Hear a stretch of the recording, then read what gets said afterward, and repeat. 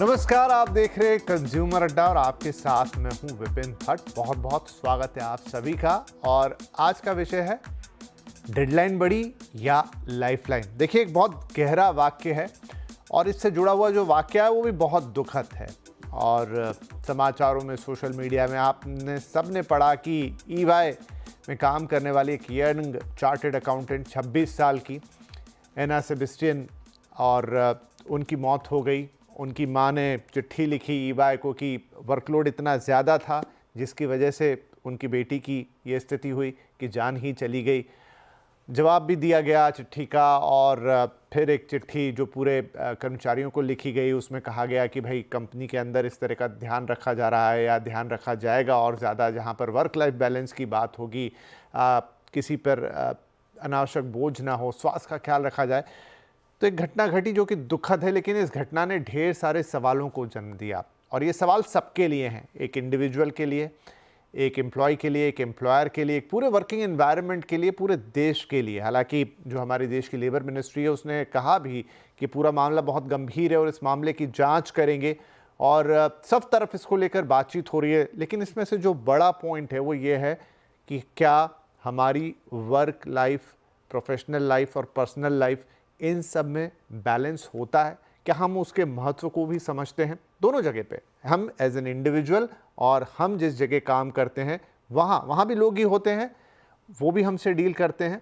लेकिन क्या सब परस्पर रूप से आपस में इस चीज़ को समझते हैं, या सिर्फ ये बातें करने की होती हैं, लिखने की होती हैं, पढ़ने की होती हैं, आदर्शों में होती हैं, एक्चुअल में वर्क लाइफ बैलेंस पे किसी का ध्यान नहीं होता? तो आज इसी बड़े महत्वपूर्ण विषय पर बातचीत करेंगे और समझेंगे कि आखिर ये क्या है, क्यों ज़रूरी है, और आप इसे अचीव कैसे करें। कई चीज़ें सिद्धांतों में, थ्योरी में बहुत अच्छी और आसान दिखती हैं, लेकिन एक्चुअल में जब उनको आप करने जाते हैं, प्रैक्टिकलिटी में जब आप उनको करने जाते हैं, तो वो वैसी होती नहीं है। तो एना सेबेस्टियन के इस मामले से एक सबक लेते हुए हम सब इस चीज़ को गंभीरता से लेंगे। इसी के साथ कार्यक्रम की शुरुआत करते हैं। हमारे साथ कार्यक्रम में शामिल हो रहे हैं कुछ खास मेहमान। Senior physiologist doctor Shanky Kumar हमारे साथ हैं, टीम लीज की senior VP Balasubramaniam N Narayan, और लाइफ कोच सोनाक्षी जिंदल। इनसे हम बातचीत करेंगे। आप सभी का बहुत बहुत स्वागत है। तो शंकी, मैं आपसे इसकी शुरुआत करना चाहता हूँ। हम सभी इस मामले में से अवगत हैं कि क्या हुआ, क्या घटा, और अभी भी ये ऑनगोइंग है। वो पूरी चीज़ एक तरफ, उसमें क्या है क्या नहीं, आगे क्या निकलेगा। लेकिन एक बड़ा सवाल तो खड़ा हो गया वर्क लाइफ बैलेंस का, या मैं कहूँगा वर्क हेल्थ बैलेंस का। तो क्या काम को अगर आप नज़रअंदाज करें और हेल्थ को काम के आगे, चाहे वो प्रेशर से करवाया जा रहा हो, चाहे आपकी कंपनी का या आपके ऑफिस का वर्क प्रेशर हो, या आपकी तरफ से उसमें कोई ऐसी चीज़ है जिसमें आपका बैलेंस बिगड़ रहा हो, क्या वो इतना गंभीर हो सकता है कि बात जान पर चली आए? आई थिंक ये एक बहुत ही महत्वपूर्ण टॉपिक है विपिन जी, जो आज आप डिस्कस कर रहे हो। एंड आई फील कि इसमें अगर आप इसको सही से बैलेंस नहीं करते हो तो डेफिनेटली आपको शारीरिक तौर से, मानसिक तौर से, आपके स्वास्थ्य में, आपकी फैमिली रिलेशनशिप्स में, सब में बहुत इम्पैक्ट पड़ेगा। एक स्टैट्स बताती हूँ मैं आपको। हार्वर्ड यूनिवर्सिटी ने एक रिसर्च स्टडी करी कि लोगों का वर्क लाइफ बैलेंस से क्या इम्पैक्ट होता है हेल्थ पे। उन्होंने देखा कि जो भी लोग 55 घंटों से ज्यादा काम करते हैं, आपके टिपिकल वर्क एनवायरनमेंट में आप 8 घंटे काम करते हैं और 8 घंटे 5 दिन तो 40 घंटे हुए। बट अगर हम इसको 55 घंटे से ज्यादा काम करते हैं तो आप 1.6 टाइम ज्यादा लाइकली है डिप्रेशन में जाने के, और 1.7 टाइम ज्यादा लाइकली है एंजाइटी में जाने में। और अगर हम इन्हीं में वर्ल्ड हेल्थ ऑर्गेनाइजेशन की कुछ स्टडीज या कुछ आंकड़े लेके आए, तो वो कहते हैं अगर आप बर्नआउट एक्सपीरियंस करते हैं एक्सेसिव काम करके, तो आप बहुत ज्यादा प्रोबेबल है कार्डियोवैस्कुलर डिजीजेस में, अपनी हेल्थ के डिजीजेस में होना। आप ये समझिए, आपका जो नर्वस सिस्टम है, जो आपका शरीर और माइंड है, अगर वो एक सेंस ऑफ अर्जेंसी में जाता है तो वो एक फाइट या फ्लाइट मोड पे जाता है, और उससे आपका पूरा सिस्टम कहीं ना कहीं स्ट्रेस्ड होता है। वो स्ट्रेस सिर्फ आपके शरीर में इमरजेंसी सिचुएशंस के लिए आना चाहिए। बट अगर आप हर समय डेडलाइंस को लेकर, काम को लेकर अपनी बॉडी को उस स्ट्रेस में रखेंगे, तो आपके ऑर्गन्स, आपका माइंड कहीं ना कहीं शॉर्ट टर्म में इम्पैक्ट दिखाना शुरू करेगा। अगर हम उसको शॉर्ट टर्म में इग्नोर करते हैं तो लॉन्ग टर्म में बहुत ज्यादा हानिकारक इम्पैक्ट आएगा। अब ये थोड़ा विडंबनात्मक है डॉक्टर मिस्टर बालासुब्रमण्यम, हम ये बातचीत ऐसे वक्त में, ऐसे समय पे और ऐसे देश में कर रहे हैं जहाँ पर हाल फिलहाल में ऐसे बहुत सारी बातें हुई जिन पे काफ़ी डिबेट्स भी हुई, जहाँ हमारे बड़े इंडस्ट्री लीडर्स, उसमें नारायण मूर्ति साहब भी शामिल हैं जो कि बहुत बड़े वेटरन हैं, बहुत हम सब उनका सम्मान करते हैं। कई और हमारे जो बड़े सक्सेसफुल एंटरप्रेन्योर्स हैं उन्होंने भी कहा कि सबको 16 घंटे, 18 घंटे, इतना घंटे उतना घंटे, मतलब ज़्यादा काम करना चाहिए, अपने शुरुआती दिनों में ज़्यादा काम करना चाहिए, तभी करियर बनेगा, तभी देश की ग्रोथ होगी। दूसरे देशों के उदाहरण दिए गए। और दूसरी तरफ ये मामला, अब कैसे इसको समझे, कैसे, कौन सी चीज़ सही है? नो डाउट एक बैलेंस तो हर जगह ज़रूरी है, लेकिन एक तरफ वकालत इस बात की कि 17 घंटे काम कीजिए, 18 घंटे काम कीजिए, और दूसरी तरफ अभी जो शंकी जी ने कहा और ये जो पूरा वाकया सामने आया, कंफ्यूज हो जाएंगे हम सब। जी बिल्कुल। देखिए प्रॉब्लम क्या है विद आवर कंट्री, हम रैंक 5 है ओवरऑल जीडीपी के हिसाब से, लेकिन जीडीपी पर कैपिटा और पर कैपिटा इनकम के हिसाब से रैंक 136। और इसका कारण ये है कि हम अनप्रोडक्टिव है ओवरऑल। जो काम करते हैं उसका वैल्यू इज एक्सट्रीमली लो। और इसको कैसे बूस्ट कर सकते हैं आप? ट्रेनिंग, टेक्नोलॉजी, ऑटोमेशन, मल्टीपल तरीके हैं। सिर्फ ज्यादा काम करना तरीका नहीं है और सस्टेनेबल भी नहीं है। एंड इट्स बीन प्रूवन कि आप कंटिन्यूअसली काम करेंगे, after certain point in time आपका प्रोडक्टिविटी एक्चुअली डिप करेगा। और इसका प्रूफ है जापानीज इकोनॉमी। उनके कल्चर में रिटायरमेंट का एक इक्विवेलेंट शब्द है ही नहीं उनके डिक्शनरी में। और जापान में there is this concept called karoshi, काम कर करके मर जाते हैं ओवरवर्क के कारण, राइट। और ये सब करने के बाद, इतना ग्रोथ डिलीवर करने के बाद भी जापान एज एन इकोनॉमी काफी अनप्रोडक्टिव है।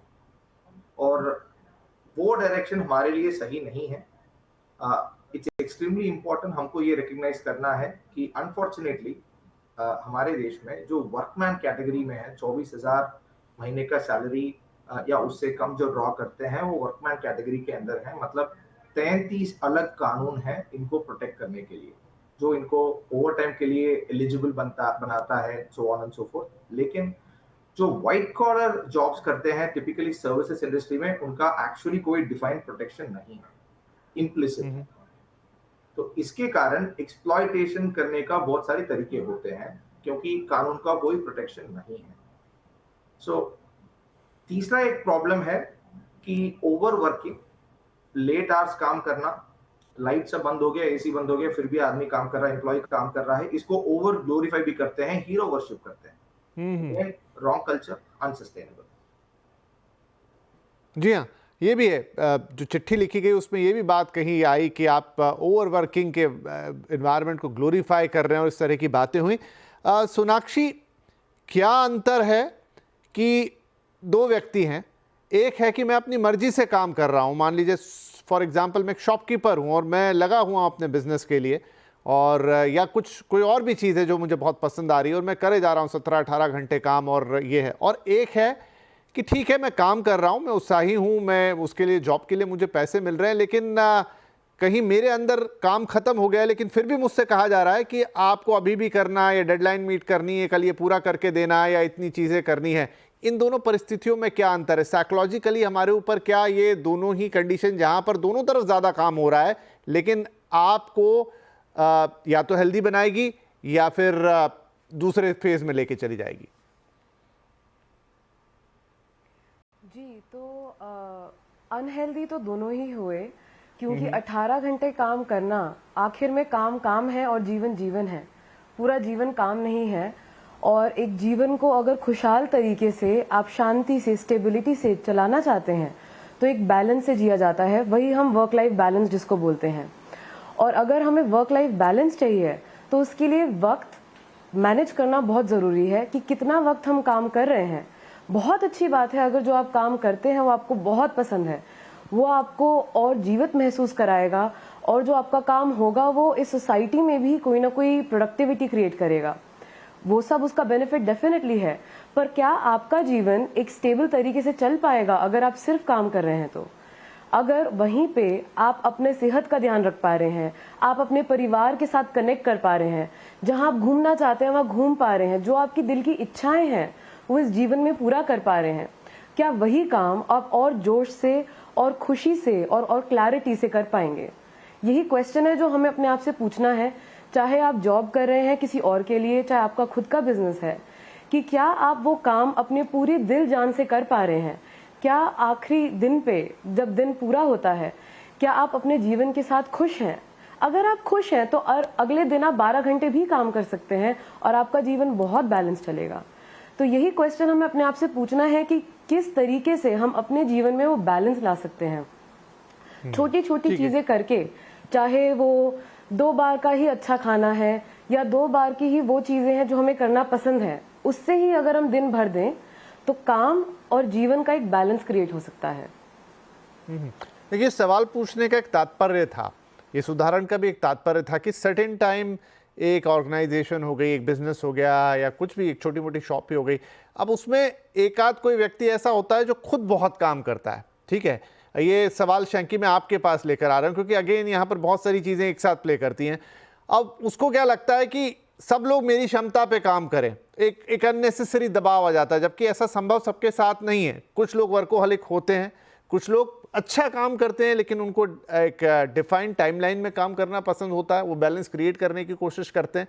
लेकिन सर्टेन टाइम ऐसे एग्जाम्पल सेट, जो ग्लोरिफिकेशन की बात आ रही ना ओवरवर्क के, वही कि भाई काम ये है वो है और ये प्रोडक्टिविटी और वो प्रोडक्टिविटी, होता होगा उससे बहुत कुछ, लेकिन वो एक अननेसेसरी दबाव बना देता है दूसरे व्यक्ति के ऊपर कि आप भी उतना काम कीजिए, और एक्सपेक्टेशन बढ़ जाते हैं, और अगर वो ना कर पाए तो फिर ऐसा लगता है कि ये कम काम कर रहा है। एब्सोल्युटली, आई थिंक ऐसे स्टैंडर्ड सेट करना किसी भी काम में, चाहे शॉप में, चाहे कॉर्पोरेट कल्चर में, बहुत ही नेगेटिव है, क्योंकि हम सब बहुत अलग इंडिविजुअल्स हैं। क्या मैं आपकी तरह रह सकती हूँ? नहीं, आप मेरी तरह नहीं रह सकते।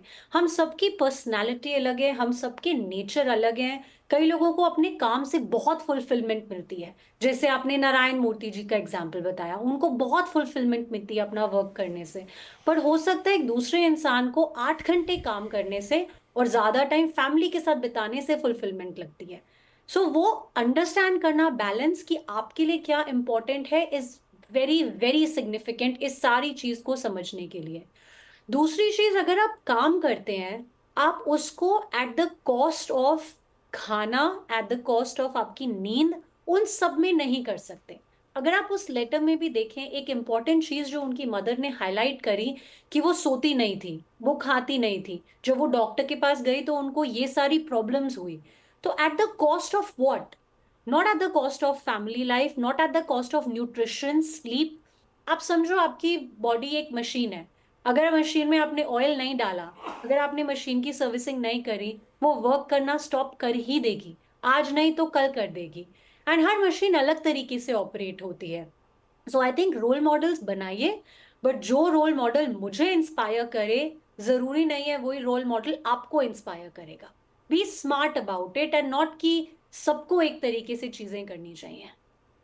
जैसे बाला सुब्रमण्यम, हमारे कॉर्पोरेट्स की हम बात करें, हिंदुस्तान के कॉर्पोरेट कल्चर की हम बात करें, एक एशियन कंट्री है, हमारा वर्क एनवायरनमेंट आपको कैसा लगता है? क्या हम बहुत ही प्रोफेशनल एनवायरनमेंट में काम करते हैं, या अभी भी हम बातें तो बड़ी बड़ी करते हैं प्रोफेशनलिज्म की, लेकिन हमारे कोर में अभी भी वैसा ही है, जहाँ पर हम थोड़ा सा, जिसे कहते हैं ना कि ऐसी अप्रोच है कि बस जितना ज़्यादा काम करवा लिया जाए उतना बेहतर है, जिस तरीके से काम करवा लिया जाए उतना बेहतर है, और अगर मान लो इसमें थोड़ा भी ऊंच नीच हुई तो फिर हम उसको अनप्रोडक्टिविटी मान लेते हैं, या मान लेते हैं कि प्रोडक्टिविटी अच्छी नहीं है।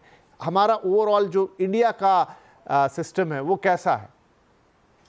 देखिए, बीइंग एन एशियन कंट्री, जैसे आप कह रहे हैं, और लास्ट ईयर 8% जीडीपी ग्रोथ मिला, एंड हम टारगेट कर रहे हैं कि हर साल 7-8% हमको ग्रोथ मिलना चाहिए, तो उसके हिसाब से अग्रेसिवली, एम्बिशियसली काम तो करना ही है, लेकिन with in set boundaries. Indian corporate culture आप देखेंगे तो mix of Indian companies, MNCs हैं, सबका professional outlook, tone from the top सब प्रोफेशनल ही है। लेकिन अनफॉर्चुनेटली क्या होता है, कुछ पॉकेट्स में, कुछ टीम्स में, या कुछ मैनेजर्स जो माइक्रो कल्चर सेट करते हैं विद इन देयर टीम्स, वो कभी-कभी ऐसा हो जाता है कि ओवरवेलमिंग होता है एम्प्लॉइज के लिए।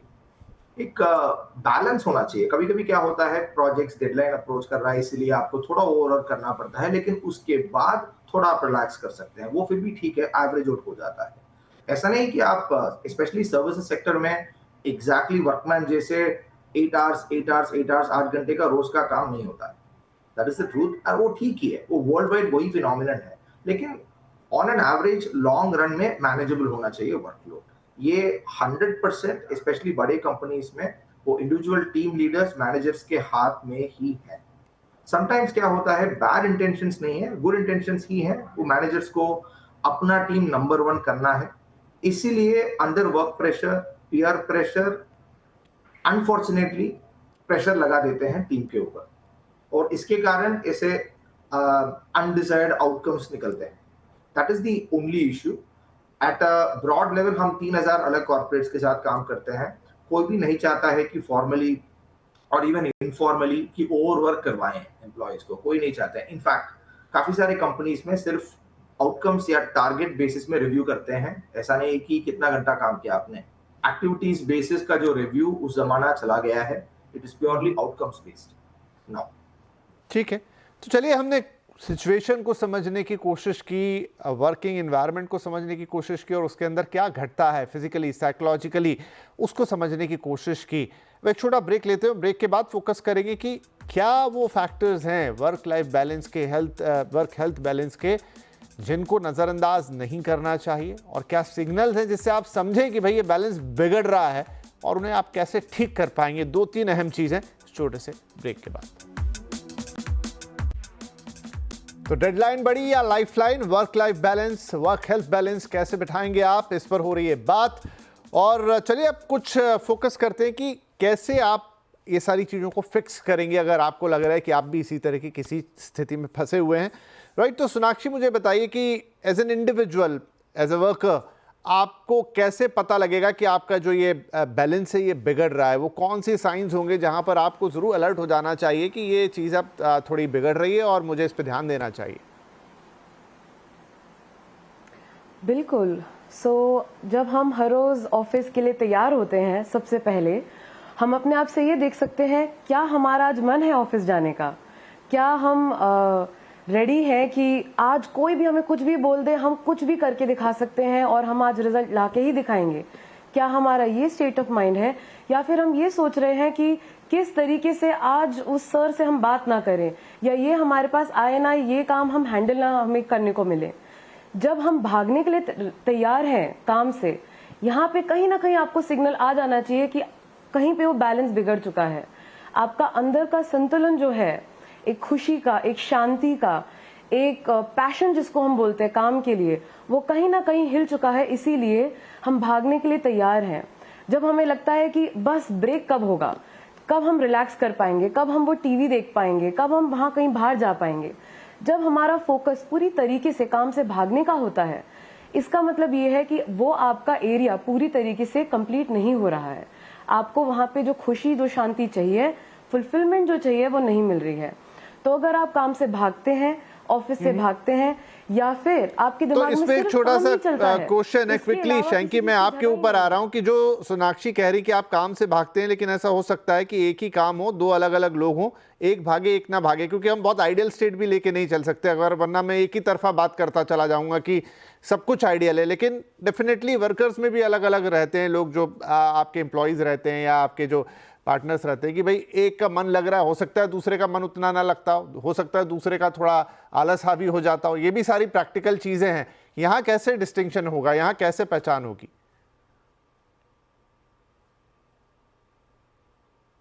आई थिंक एक इम्पॉर्टेंट चीज जो समझने की है इज आपका प्रोफेशन क्या है। आई थिंक कॉर्पोरेट कल्चर और बाकी सारी चीजों में कहीं ना कहीं इतना इमरजेंसी कल्चर बन गया है, जैसे हम कोई डॉक्टर हों। सबसे पहली चीज समझनी है, हम प्रोफेशन में नहीं है टू सेव लाइव्स। हमारा प्रोफेशन है डेडलाइंस का, काम का, जो कि इम्पोर्टेंट है, बट वो इतना इम्पोर्टेंट नहीं है कि अगर वो नहीं हुआ तो किसी की लाइफ चली जाएगी या कोई ऐसी क्राइसिस वाली सिचुएशन आ जाएगी। दूसरी चीज, आई थिंक हर एक इंसान में उनके मैनेजर्स को, उनके कॉर्पोरेट कल्चर्स को देखना चाहिए कि किस में किस चीज की क्षमता है।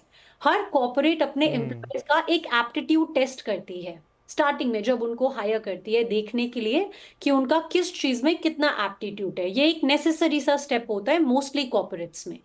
अगर उस एप्टीट्यूड के समय पे आप देख पाए कि किस इंसान में कितना काम करने की चाह है, किस इंसान को कितना पैशन है, कितनी चीज कितना करने चाहते हैं, और उसके बेसिस पे वो वर्क करें।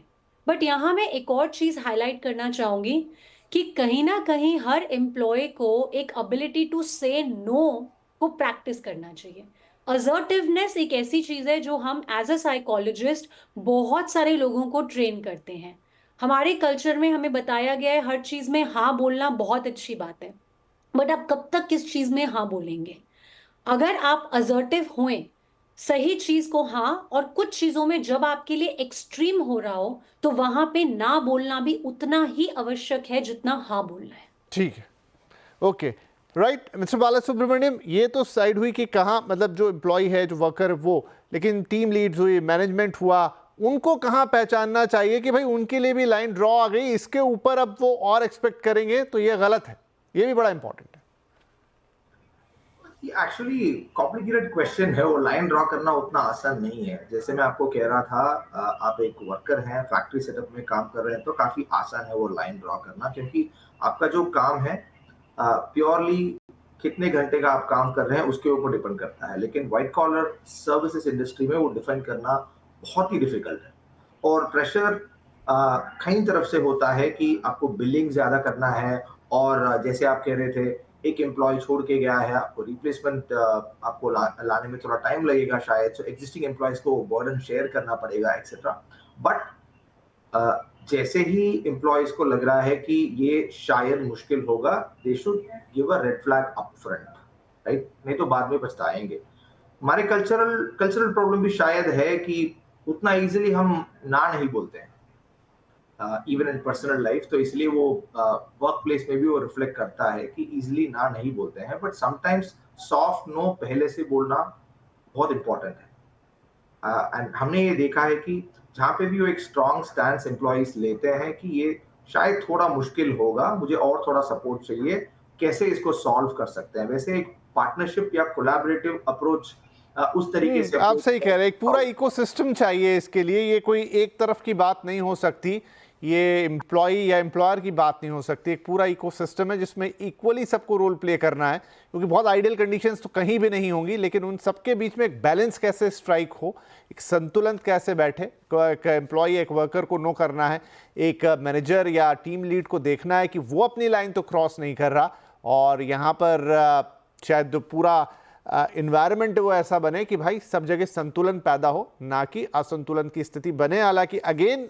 ये कैसे अचीव होगा, ये बहुत एक महीन सी बात है, बट करना तो पड़ेगा ही, नहीं तो फिर इसी तरह की घटनाएं शायद सुनने देखने को मिलेंगी। लेकिन आई होप ये सारी बातें जो आज हमने की, again awareness, understanding, thought process, इन सबको ही बढ़ावा देगी और इन्हीं चीज़ों से समस्याओं के हल निकलते हैं। बहुत शुक्रिया आप तीनों ही मेहमानों का इस कार्यक्रम में शामिल होने के लिए और अपने इनपुट्स देने के लिए। नमस्कार।